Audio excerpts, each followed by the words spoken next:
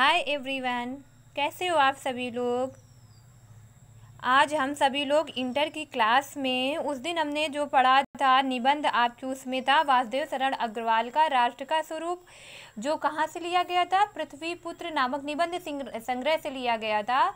तो उसमें हम लोगों ने राष्ट्र के स्वरूप के बारे में पढ़ा था ना कि 3 तत्वों से उसका विकास होता है, भूमि, जन और संस्कृति।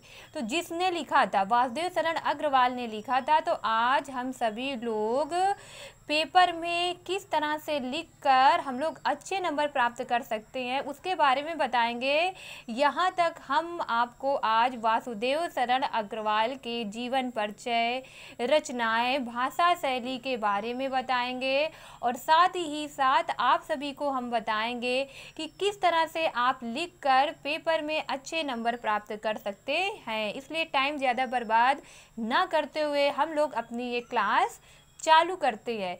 चालू करने से पहले हम आप सभी को बता दें कि जिन्होंने अभी तक मेरे इस चैनल एजुकेशन बाय मी को सब्सक्राइब नहीं किया है तो वो जल्दी से सब्सक्राइब कर लीजिए, लाइक कर लीजिए और शेयर कर लीजिए, क्योंकि इस चैनल में आप सभी लोगों को अच्छी अच्छी क्लासें दी जा रही हैं तथा पेपर में किस तरह से आपको लिखकर अच्छे नंबर प्राप्त करना है वो बताया जा रहा है। तो चलो आज हम सभी लोग इनका जीवन परिचय पढ़ने के साथ साथ आपको हम ये भी बताते हैं कि आप पेपर में किस तरह से लिखकर अच्छे नंबर प्राप्त कर सकते हैं।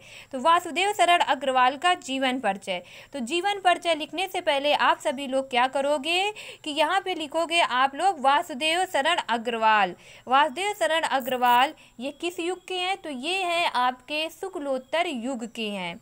ऊपर आप सभी लोग जीवन परिचय डालेंगे और जीवन परिचय के बाद आप सभी लोग एक कॉलम बना लेंगे। ये मैं आप सभी लोगों को इसलिए बता रही हूँ कि जब आप लोग पेपर में अलग लिखोगे तो जब अलग लिखोगे तो जो चेक करेगा आपकी कापियाँ तो उसको एक अलग दिखाई पड़ेगा। अलग मतलब वो ये सोचेगा कि चलो हाँ इस बच्चे ने कुछ अलग लिखा है, तो वो आपको अच्छे नंबर देगा ना। तो इसी तरह से आज हम सभी लोगों को ये बताते हैं कि आप पेपर में कैसे लिखकर अच्छे नंबर प्राप्त कर सकते हो। तो आप क्या करोगे, ऊपर आप डालोगे वासुदेव शरण अग्रवाल, या आपको पेपर में जिस लेखक का लिखने के लिए आता है तो आप लोग उसका नाम डालोगे और नाम के साथ साथ अगर आपको ये पता है कि वो किस काल के है।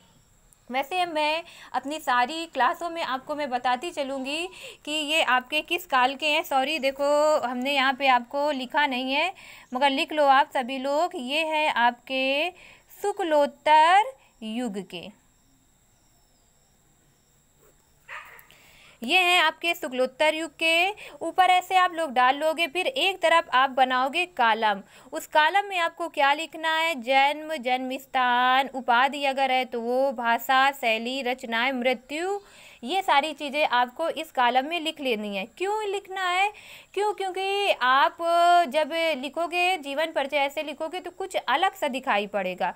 और लिखने के साथ साथ हम आप सभी को ये भी बता दें कि जो इम्पॉर्टेंट चीज़ें हो, जो आप लिख रहे हो, तो जो चीज़ आपको इम्पॉर्टेंट लगे कि हाँ ये इम्पॉर्टेंट है तो आप उसको ब्लैक पेन से लिखो।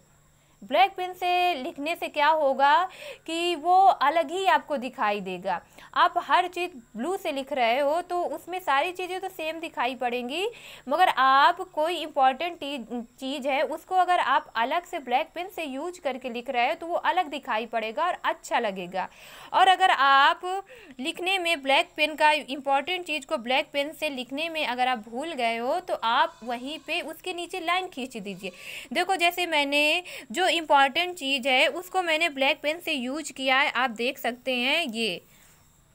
और मैंने क्यों किया है, क्योंकि ये सारी चीज़ें क्या इम्पॉर्टेंट है। जब हम हर चीज़ ब्लू पेन से ही यूज कर लेंगे तो इसमें हमें पता ही नहीं चलेगा कि इम्पॉर्टेंट क्या है, मगर जब हम वही चीज़ ब्लैक पेन से लिखेंगे तो वो अलग दिखाई पड़ेगा और चेक करने वाला भी ये सोचेगा ना कि हाँ इसने कुछ अलग तरीके से लिखा है।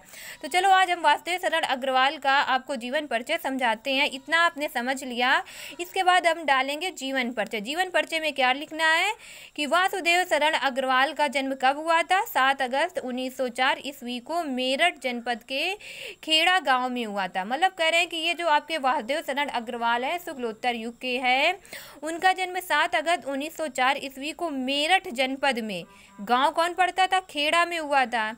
इनके माता पिता कहाँ पे रहते थे? लखनऊ में रहते थे। देखो हमने ये इंपॉर्टेंट चीज़ है ना, वो ऐसे बेटा आप लोग अपनी कॉपी में लिख सकते हो। क्यों? क्योंकि जैसे कभी टीचर आपसे पूछ ले कि चलो खड़े हो जाओ, बताओ अच्छा इनके माता पिता कहाँ रहते थे, तो आप अगर ब्लू पेन से लिखे हो तो वो आपको ढूंढने में टाइम लगेगा, मगर अगर उसी को आप ब्लैक पेन से लिखे हो तो वो अलग ही दिखाई पड़ेगा ना, तो आप तुरंत बता सकते हो। अब है कि सन 1929 ईस्वी में लखनऊ विश्वविद्यालय से इन्होंने क्या किया था? एमए किया था। एमए का फुल फॉर्म क्या होता है? Master of art. इसके बाद मथुरा के पुरातत्व संग्रहालय के अध्यक्ष पद पर रहे। सन 1941 ईस्वी में इन्होंने पीएचडी तथा 1946 ईस्वी में डीलिट की उपाधियां प्राप्त की। तो इनकी उपाधियां क्या थी? एक तो पीएचडी थी और एक डीलिट की उपाधि थी। इन्होंने पाणिनि कालीन भारत विषय पर शोध किया। सन 1946 ईस्वी से 1956 ईस्वी तक सेंट्रल एशियन एंटीक्विटीज म्यूजियम के सुपरिटेंडेंट और भारतीय पुरातत्व विभाग के ये अध्यक्ष पद का कार्य बड़ी और प्रतिष्ठा और सफलता पूर्वक किया। मतलब कहने का ये है कि वो जिस कार्य को भी करते थे वो बड़ी ईमानदारी से करते थे। सन 1951 ईस्वी में ये काशी हिंदू विश्वविद्यालय, अब ये काशी हिंदू विश्वविद्यालय कहाँ है? ये काशी हिंदू विश्वविद्यालय आपका वाराणसी में है।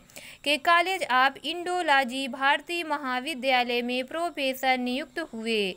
अग्रवाल जी ने पाली, संस्कृत, अंग्रेजी आदि भाषाओं तथा प्राचीन भारतीय संस्कृति और पुरातत्व का गहन अध्ययन किया।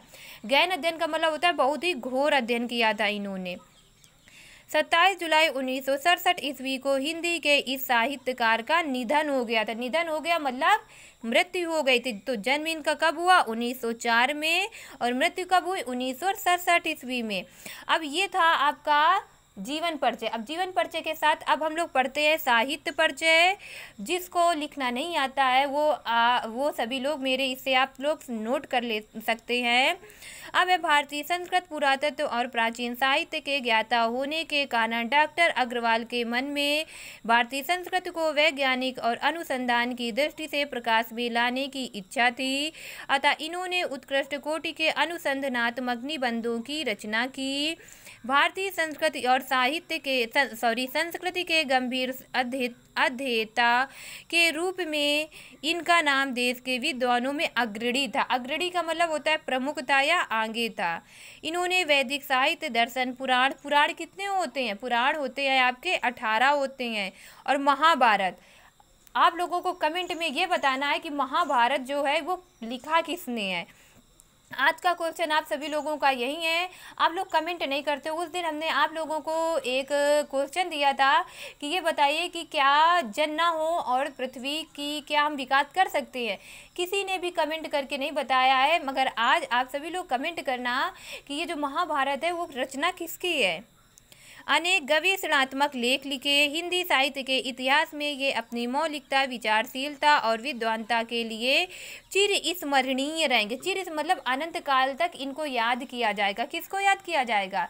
वासुदेव शरण अग्रवाल को। अब आ रहा है आपका वासुदेव अग्रवाल जी ने समाज सुधार, वैदिक साहित्य से युक्त रचनाएं लिखी जो इस प्रकार। अब हम इनकी रचनाएं पढ़ेंगे कि इन्होंने अपने जीवन में किन किन रचनाओं का वर्णन किया है। तो सबसे पहले आ जाता है आपका कल्पवृक्ष, पृथ्वी पुत्र, भारत की एकता, माता भूमि, राष्ट्र का स्वरूप।